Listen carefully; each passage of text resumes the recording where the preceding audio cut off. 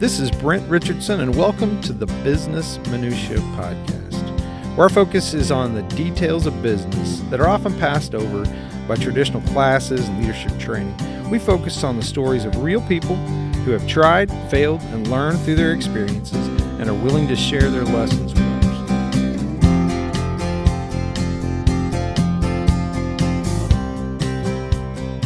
Don't drown. They don't drown. Most animals don't drown. Animals know how to swim. Humans do too if you throw them in deep enough. I guess so, but I don't know. But I don't trust humans to be able to swim if you throw them in. Squirrels, I know for sure. Right. You kick a squirrel in a river, that sucker can swim. Guaranteed. And he didn't even have to read a book about it. No, did not need a book. There was no continuous education associated with that squirrel. He just instinctively knew, so maybe continuous education is more tied to just jumping in than anything else. There's probably some element of truth to that. Jamie, I've had a lot of different jobs over the years. One of the jobs that was my least favorite probably is the one that I learned the most about on this topic. The topic we're talking about this week is continuing education. And at the time, I wasn't thinking about this at all, but it's definitely shaped how I view this topic.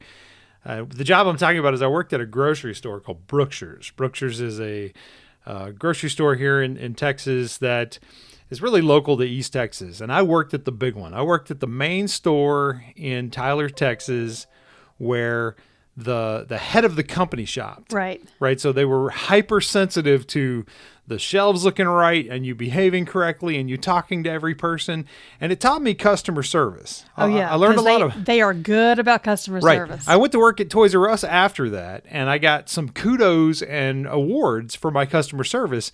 I don't know that it was genuine. I just learned it by working at Brookshire's, right? I hated the job, though. I really didn't care for it at all. I was I worked originally as like the sacker, and then I worked my way to becoming the stalker. Yep. Not the person that chases people down and follows them illegally, but the person who keeps... That's a stalker. It's a stalker. But the person who... Well, if you're from East Texas, it's the same. Stalker and stalker is the same. And it's like the thing you use for... My sister would refer to as... a hair bow. A hair bow and a bow and arrow. And a bow tie. And a bow tie and the bow on a present are all the same thing. They're just a bow, So as well as a cereal bow. So what's a cereal bow? Yeah, a bow of cereal. Yeah, it's the same thing. Cereal. Got it. Cereal, not serial killer. Cereal bowl. Took me a second.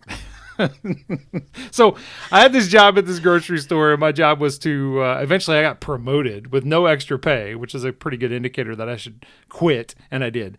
But I was the milk stocker. I was the perishable stocker, not the person who's illegally stocked dairy products, but I was the person who kept the shelves stocked with milk. And it didn't take me long to realize this system is inefficient. I hated it. And I hated it because I would take milk out there and all the way the shelves were stocked is I stocked from the front. So I had to put milk in the front and pull. Basically, if I brought milk out, I had to bring everything out, set it out on a cart or on the floor. Because you want the ones that expire first. That's right. Yeah. It's my company's best interest to sell you the milk that's expiring tomorrow, and save the stuff and put it in the back. Absolutely. So we would rotate the milk. We would rotate and have the stuff that's going to last longer in the back. The ideal solution to that is that you stock from the back. Right. And so I remember going to grocery stores where they stocked from the back and being like, dang, that saved me hours of work. Right. What a pain in the neck, right? And yet I just got to a point where that wasn't an option. I couldn't redesign the store. I just had to work with it as it was. So did Brookshire's not actually have the door in the back that you could actually... No, it was all front facing. Yeah. We didn't have the door in the back, right? I think you've butchered the story. I don't remember what the point of the story was at all. Why did I say this was associated with continuing education? I have no memory of that whatsoever. I thought there was a reason I was going to tie this in, and I don't remember what it is at all. So the point to me of the story was I saw how to do things better. And when you talk about getting better and learning new technology and learning and continuously growing, I can't see a scenario of how you continuously grow unless you get neck deep into things. I didn't see those issues, or I wouldn't have seen that if I was at a distance. I had to get really close to it. And I think is a lot of reason why we struggle with continuous education is we don't want to get into those details because there is some pain associated with that, with learning. Right? Well, the more you dig into a problem and realize how many levels of the problem there are, then you have more problems you have to solve. But you can't become this big leader or this great strategic minded thinker without seeing what goes on in the trenches and the pain and the suffering. There's got to be a certain amount of that pain is my theory here. And we're going to get into this in terms of, why does continuing education matter? What should you be focused on if you're talking about, continuing to grow and then how to go do it? But to me, that was the case. If I look back at it now, that was the first thing I thought of when we were talking about this topic. I was like, man, I remember the time when I realized that you've got to be close to what's happening on the ground. If you don't see the details, if you're not close enough to see the details of pain and suffering that happens with a particular job or function or operation, you're not going to be able to innovate it. Right. So let's talk a little bit about why does continuous education matter? Why should you be planning your own education and getting better? And the first thing we want to talk about is you don't want to be left behind. You don't want to be left behind, and I'm coming from a technology background. I'm an engineer, and so my industry, we're changing rapidly. But I find it's pretty naturally occurring that we're growing and keeping up with technology because it's what we do. Right. Does that matter for everybody? I think technology has an effect on everything. Oh, yeah. There's nothing that makes you feel stupider than when your kids are talking about an app on their phone that can do more than you could ever imagine. And they start talking about these new technologies, these new apps, and you feel like a dinosaur. You feel like a dinosaur. That's what's going to happen to you if you don't stay on top of your education here. And I remember when we were in high school and the math teacher telling us to learn how to do math longhand because it's not like when you grow up, you're going to have a calculator in your back pocket. Liar. What a buffoon that person was. You're a liar. I got the same thing from a calculus instructor, and he demoted. He took 10 points off my grade because I had a calculator at one time. Oh, please. And good grief. He's like, you're not going to have a calculator all the time, Richardson. It's in my pocket all the time now. Yeah. You were wrong. It's in the air in AI. So you want to continue to grow, and you want to continue. What's the first thing I thought about? You're talking about the kids, and younger generation comes in, and they have this whole other thing they know. But isn't it also really enjoyable to give them grief about it? Like one of my favorite things to do. I saw this meme the other day, and I was like, I could relate to it. When I was a kid going to the movies, my dad would butcher the name of the movie, and it was just embarrassing. Right. I remember going to go see Dances with Wolves with Kevin Costner. Like classic film. Yep. And my dad goes up to the counter and I'm standing with him and I'm maybe 14, 15. And he says, we want to see 2 for Frolics with Dogs. He could not remember the name of the movie. Right. Or he just wanted to, embarrass the fire out of me, which was very successful. And I thought, I'm never going to be that way. You know who I am as a dad? I am that guy times 10. I am way worse. Right. I do this on purpose. Do you not get enjoyment? I know my kids' game. I know the game that they like to play is called Minecraft. Right. But I refuse to refer to it that way. I would much rather refer to it as computer Legos. You are such a punk. And I will butcher the name of everything they do just to aggravate them because that's the nature of what dads do. But there was a while there where we did know more about technology than the kids did. I'll never forget when our daughter brought us the phone. She had received a text message from a young man that involved eggplants. And I looked at that. She had no idea. And I said, that was easy. Why don't you just let me have that phone, baby girl? Block number. That problem's easily solved. Or have this guy come to the house and I'll have a conversation with him. I suspect his eggplant time will be over once I have a conversation with him. Right. But that's a classic example of how you can feel like a dinosaur when your kids know things that you don't know. Yeah. But you don't want to be that way in a corporate or in your work situation. You don't want to be left behind that way, so you need to stay on top of it. And there's this term that gets used a lot, which is grow or die, and I've used it before as well. Grow or die is a common term. I think it's a misused anecdote in many cases because it doesn't really specify like like it makes people kind of fear. It's hyperbolic. Yeah, it's hyperbolic, and it provokes a little bit, and makes you kind of fear being left behind, and it can get misused. It doesn't have to be massive growth though, but you do need to be continuously growing. So that's another good reason. The one to me that I really like, again, we talk about the opening story, is strategy and execution have to move together. You can't sit up on a pedestal. Maybe you've gotten promoted a couple levels. Maybe you're a couple levels up and you're sitting there. Your job now is to dictate the strategy for an organization, for how a team should be run. If you're not close enough and understand the execution of what the pain and suffering that your team is dealing with, right. If you don't understand the challenges of the milk stocker and what he's trying to do or what she's trying to do, that's right. You're not going to be able to, you're going to be saying, I don't understand why we can't get this done faster. Well, we can't get it done faster because the milk is not being stocked correctly. Right. You should be stocking it this way. If you don't understand that, now that's a pretty easy example that your employees should tell you and you'd be like, oh, I get it. But there's lots of cases that I've observed where I'm being told by some high-level manager, well, you just need to think outside the box. Oh, my gosh. Don't say that to me. Don't say that to my team. Yeah. Like, we've got really talented technical people here, and just because you're not technical doesn't mean that all of a sudden we need to think outside the box. How about we think outside the sphere? Let's think outside the sphere, but inside the realm of the octagon. I hate the statement. I hate it. I can't stand it, right? So you want to, and you'll become that person. You'll become that person if you're not closely tied to what's happening from an execution perspective. That doesn't mean you need to go back and be an individual contributor.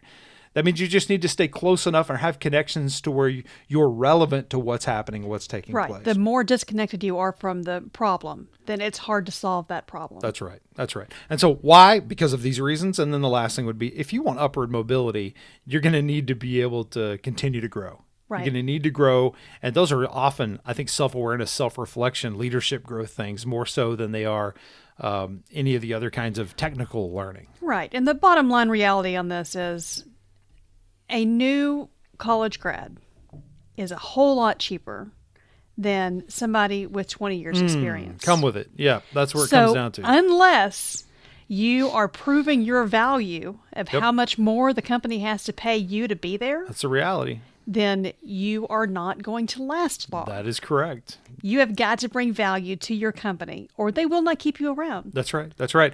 And making things complicated is not a good way to do that. I've seen people that are like, I'm going to build in some job security by making it impossible I will replace you. Right. That's not how this works. I will start over with a new college grad, dumpster fire everything you did and start over and still be better off. Right. Right. So you need to be adding value. You need to be growing. So that's why. Now, what about what kind of topics should we be learning? What should continuous education be including? And I think the big thing that I would want to focus on here is you naturally would think, well, what is your company value? And that's good. It's a trap. You definitely want to think about what is your company value, because whatever your company values, that's probably the first thing you need to think about in terms of where you need to go, continue to grow and continue to be educated. But why is that a trap?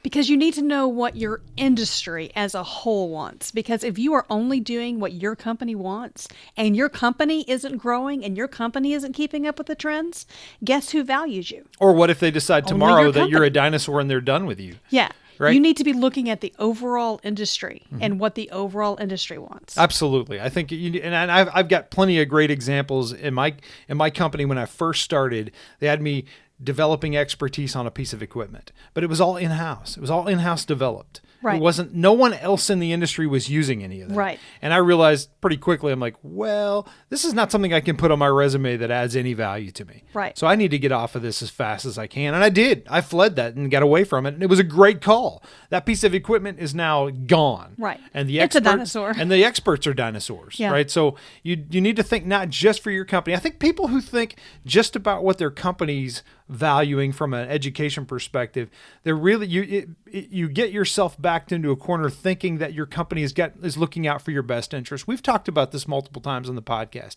If you're waiting on the company to drive and direct your growth, you're going to be disappointed. Yep. You need to take the reins for your own growth and development. You need to take the reins to network outside just your company and develop connections outside and within your industry, right? Now, that's not easily done. We talked about networking the last 2 weeks, so I won't revisit that.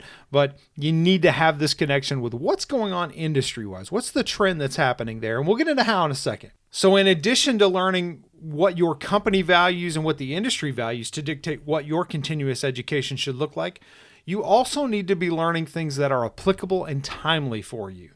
Give me a good example. Like learning a foreign language is the first thing that pops in my head.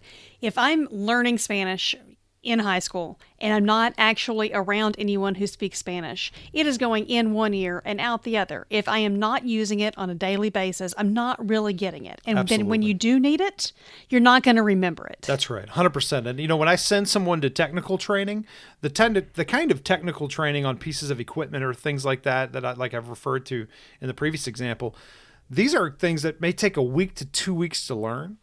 And that's so in depth. Right. That my recommendation is and what I use for my employees and I'm getting brand new hires, I will send them to go play around with this before the training. I want to force you to suffer through using this tool or equipment without training. Right. Try to learn what you can on your own for a while, because when you do go to the training, you're going to have really good questions. Right. And you're going to be able to say, so I got to this point, yes, and then this happened, and yes, I need you to help me with this. And you've already climbed the learning curve of the yeah. vocabulary a little bit. You can have a conversation with the instructor that's a little bit more educated, right? And then make sure it's something you're using right away. It needs to be something that you're immediately putting into practice, or stuff will get lost. So in addition to the information being applicable and timely, it also needs to be something that you're holding yourself accountable to. And so are you a procrastinator? Are you a procrastinator? If you are, setting yourself a deadline or tying this work to a deadline may help you. Certainly will. And I use this for myself. At times I'll put something off and put something off. Right. But if I tie it to a deadline, now I'm accountable to that deadline. Or maybe I may go public with it with a friend or some other people or with my boss. Now I've got a different level of accountability to make sure that I go grow and learn this. So you hold yourself accountable in that way so that it forces you to go do this. And then the last piece, which will segue into our how portion, which is that you need to, in terms of what you should be researching, what you should be studying, what you should be learning more about, I would advise that you lean into your network. Right? We've talked about networking for the last couple of weeks, so I'm not going to beat that horse any more than we already have. But you need to lean into your network to see what are your successful, right, in italics and bold here for you, what are your successful peers doing?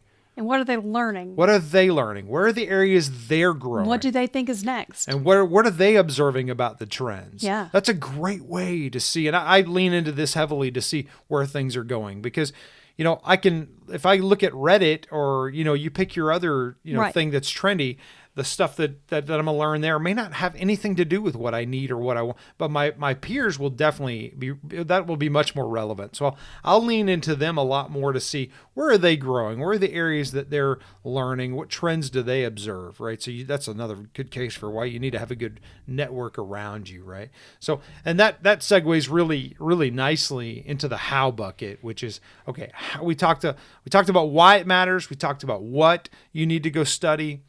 What about how do you go accomplish this? How do I not become a dinosaur? And the first thing I would start with is that network. Right. You lean into your close connections in your network, and you rely on them to get this gauge for, hey, here's the things that they're learning. A few years ago, I remember some friends of mine that were all of a sudden really digging in and learning Python. This is a specific programming language. Did I want to go learn Python? Not at all. I have zero interest in that. But just me knowing that gives me an indication that, hey, when I'm hiring, I probably want to look for some people who have some Python experience, or at least that aren't terrified of the code. And it's also helped because when our daughter was taking software or we're learning a programming language, I recommended Python because I know that that's something that's going to be usable for you once you develop some expertise in that area. And another part of the how that we can assume is a degree that you can hang on the wall. And I think that's a trap that we can easily fall into. And honestly, it's something that I reconsider about every 2 or 3 years. Do I want to go back and get a master's degree? Do I want to do this? Do I want to do this? And not just because it looks pretty on the wall, but the question is, can that actually benefit your career? And sometimes it can. It can. It can at times. But I see a lot of people who just go blindly into that. Absolutely. And I think it'd be good for you to challenge and ask some questions. Does your company, do they pay for it, first off? Because a lot of companies will pay for that advanced degree. And look at the people that are at the highest levels of your company. How many of them have an MBA? Exactly. Because if none of them do, your company really doesn't value it. That's exactly correct. They may say they do, absolutely but agree. not necessarily. Absolutely agree. And I see a lot of people who feel like it looks flashy and it's a nice thing to add. Ask the direct question. Ask the direct question, which is, am I going to get more money out of this? Right. Is that degree going to translate? If you get maybes, careful. Right. Now, would you enjoy it? Okay, that's different. But that's more like a hobby. Right. And if in addition to that, you look at the industry standards, maybe your company doesn't value it or does value it.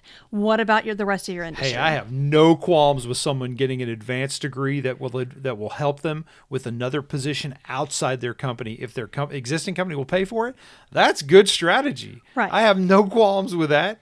Right now, my job as a boss is to try to detect if that's what's happening. Right. And try to make sure that person's 100% engaged. Why do you want to leave? Right. I want to keep you here. What's going on there? I want to understand that motivation. But right. For you personally, if the company's paying for it and the industry values it and you're looking at a 50% bump or increase in compensation, do it. Right. But especially if you enjoy it. Right. But I've also seen people who have gotten, their PhD in archery systems or whatever and have no intention of ever teaching archery. Sure. Don't waste your time. And the more common one is MBAs. I've had employees that work for me with MBAs, and there's not a lot of benefit for them. Yeah. Right. I think it depends on your company. Right. Sometimes if your company's clearly an MBA unlocks some magical compensation benefit, I'd challenge whether that makes any sense. Because that's not been my experience in the real world, that MBAs and degrees magically. I find it's trending the other way. And we're going to get into this. We're going to talk about what college taught me and what college didn't teach me. Not in this episode, but we're going to talk about that. Yeah. I think that's important to notice because I think the trend is more the way I learn today than what I learned 20 years ago, which is Wikipedia, learning things on your own versus learning things formally in a training in a course environment, right? But we'll get to that in a second. Which goes to the next how, which is just like online classes. Yes. And so I treat it the same way as I do the MBA question. People ask, well, should I take the online classes? You started with University of Phoenix, but now basically with pandemic, every university's got online courses. Should I do that? And my questions there are the same as the MBA. Does your company pay for it? Right. Right. Do you enjoy that? Right. Is it beneficial to you from an industry perspective? Right. Does your industry, would they respect you completing some courses and having some degree? I think it's important to understand the answers to those questions. That doesn't mean that there's a definitive yes or no answer to it. Right. If you enjoy it and your company doesn't pay for it, go wild if you want to spend the money. But that's a different kind of thing. What I don't want you to do is go spend, $50,000 of your own money, 50 is a little strong, but spend a bunch of your own money and then come out the other side with some MBA that nobody cares about.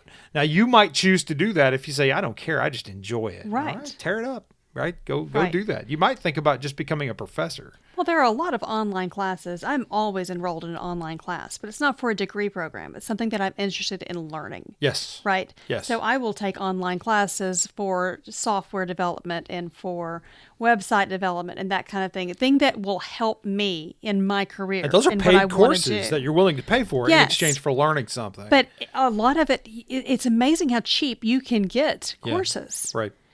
I mean, I got ESL certification to be able to go overseas and teach at one point.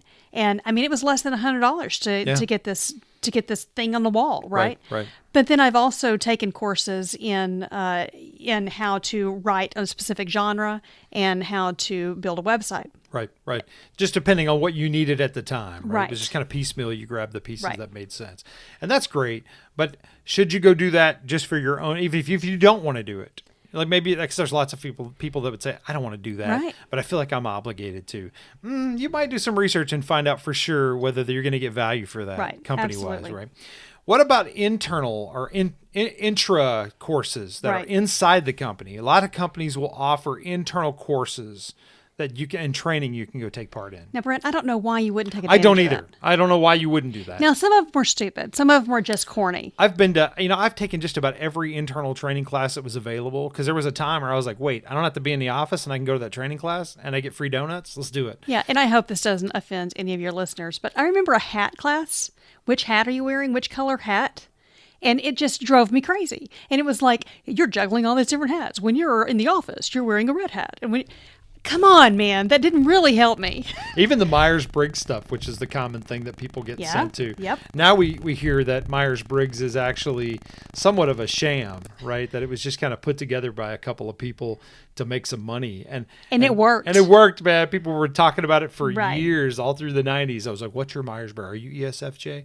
Or whatever the thing was. Right. Right. And now, we're looking more into things that are more like Enneagram, which we'll have a round 2 on, Right. which are a little bit more, there's a little more depth to that Right. than what was there for Myers-Briggs. I still think there's some value to I always the get it. conversations that people have around Myers-Briggs. I still think there was some value. And I enjoy listening to podcasts, and I always get a kick out of it when they introduce their guests and they say, I'm a Myers-Briggs, ESJF, and Enneagram number 4. And I'm like, okay, now I know all about you.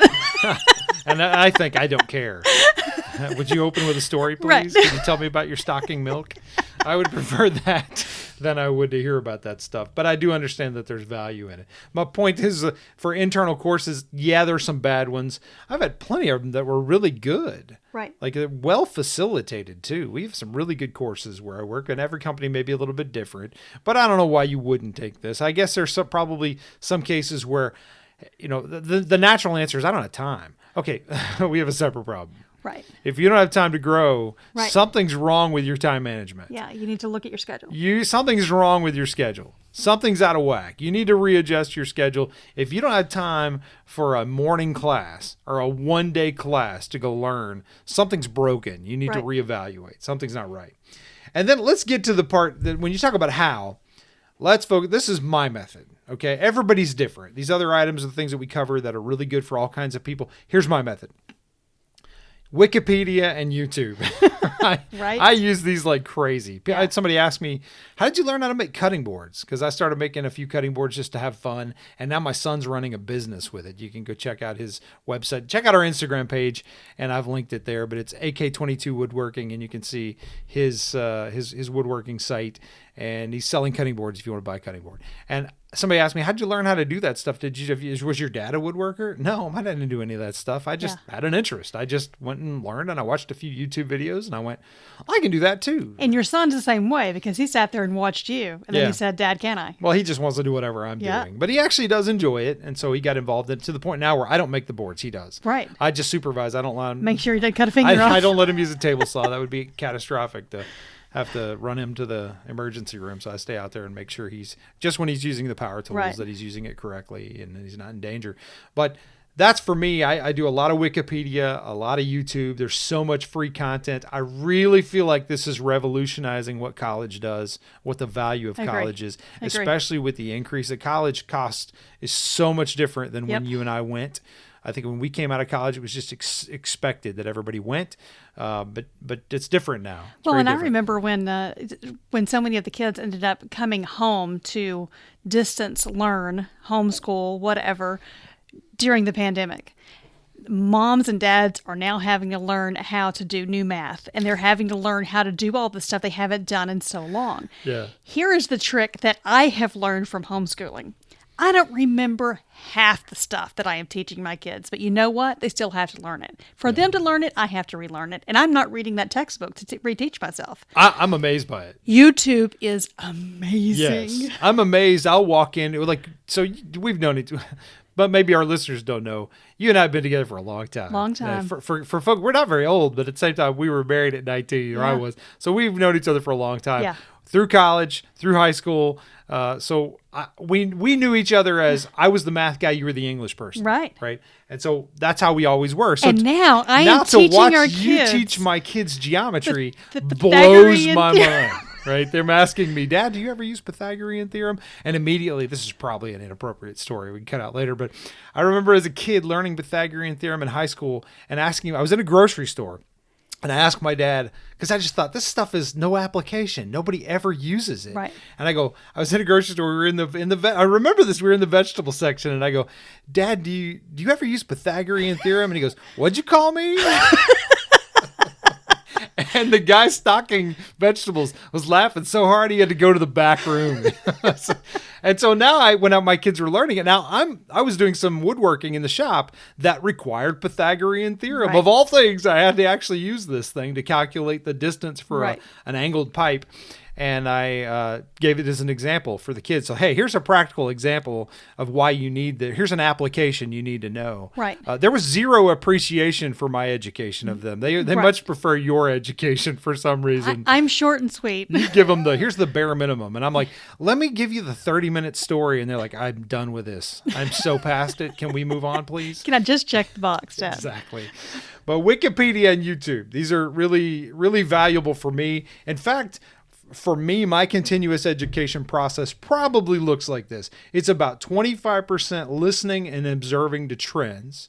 Okay. Now, I get that mainly through my network Okay. and listening to people and seeing what's going on.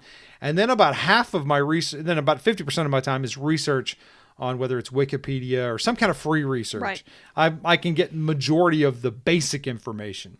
Now, I usually am not going to get the detailed information because it's usually, what you're going to get out there is going to be quite generic. Then it's going to be 25% circling back and finding an expert at a narrow area if I really need to go get that expertise. And having enough knowledge at that point that you can ask your key questions. Well, then I can speak the language. Yeah. And I don't sound like an idiot. Right. And I can ask enough information to learn and get to the next step. Right. And then in terms of how, maybe a couple more items on the job training, OJT. Yeah. I lean into this a lot with my teams as well. I think the more on the job training, and you can learn things in a book, all day, but practically using it and finding Right. an actual application for Right. it are different, right? So that makes it stick more. it does, Yeah. right? So I think the more you can commit yourself to get neck deep into it, the more you're going to learn. And again, you may have to force yourself to be accountable to make sure that's happening. And then what about other resources? So we've talked about kind of the big ones that I use and that you use.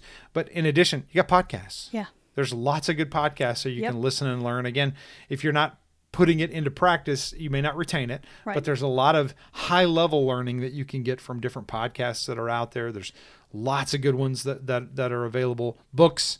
Right. Now, how do you find good? You read more than anybody I know. How do you find good books? Well, I do a lot on Amazon reviews and that kind of stuff, but there is kind of a cheat sheet that's called Blinkist, and it is a subscription service, and you can go through and it's basically a 5-minute cheat sheet or cliff notes for any book like ever. A lot of leadership books. Sure. And they read it to you. Right? They read you this 5-minute summary of the top 5 things this one's trying to teach you.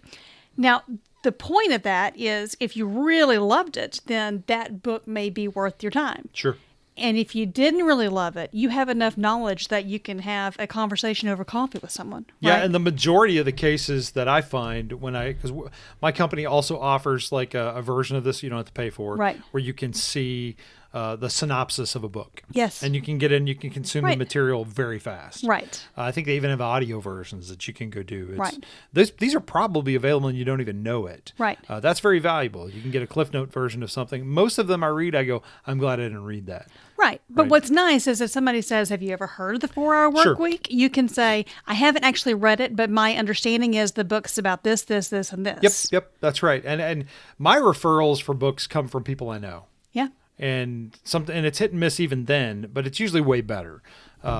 Or sometimes through book services, they'll say, if you like this, you might like this other one as well. Right. Or I'll do just straight research. Like Right. a couple of years ago, I wanted to learn more about psychology because I found my job to be much more psychologically in depth than any kind of technical anything. I found Right. myself dealing with more people problems than anything.